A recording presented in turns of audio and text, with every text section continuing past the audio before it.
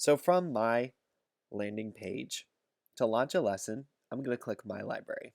When I get into my library, I can choose from any of the lessons that I've created or lessons I've added from the Nearpod store. I can choose either a live lesson or a student-paced lesson. A student-paced lesson allows students to advance through the slides at their own pace. This is great if you're doing a homework lesson or if you're doing a station within the room that you want students to complete independently. You'll get all the results of the work that they do when they complete it. It does, however, allow them to skip over some of the different pieces within your lesson. Make sure that you remind students that they need to complete all those different parts and that you'll be able to see if they haven't done all the work. We're going to do a live lesson. This is the kind of lesson that you're going to do when you want to be in charge and you're doing this within the classroom. You can do this lesson by sharing the code with your students. You can do that through email, social media, a link, Google Classroom, or just displaying this. As a student, I'm going to click Join and enter the lesson code.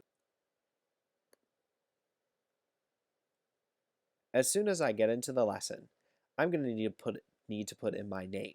This is very important so that you can track students' progress as well as see what they're doing throughout the lesson. You'll see here on the teacher side that already students are populating within my lesson. Should James Funkhauser leave the lesson, I'll be able to see a red mark next to his name. This allows me to manage my students as well. If there is a name that's inappropriate, I can always remove it and have the student re-enter their name. And as you can see on the student side, they're seeing the same slide that's happening here. Throughout the lesson, I'm going to use these arrows to advance through the activities. As I do that, it will automatically change for the students. When they complete different activities, they'll also be able to see them here and work on them and submit them. And then on the teacher side, I'll be able to capture those by looking at the results here. Some activities you may not want to stay on the board. So oftentimes, teachers will have the student view up at the front of the board, and they'll keep this as a separate tab, maybe on a second device. They may have this on their iPad, walking around the room, looking at the results and advancing the slides, while having this up as a projection, just in case students need it as a reference point. You can skip to any slide that you want to inside the lesson. You don't have to go in order.